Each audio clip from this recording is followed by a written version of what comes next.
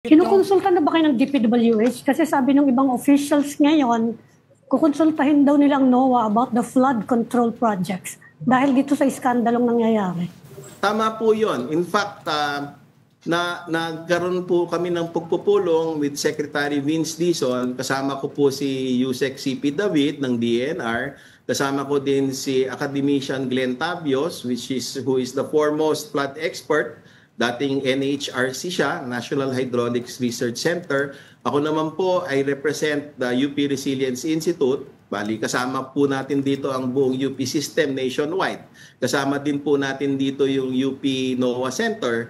At susubukan po namin na magtulong-tulong kasama ang DPWH para yung ating master plan for flood control ay mas maganda ang basihan dahil merong mas magandang siyensya.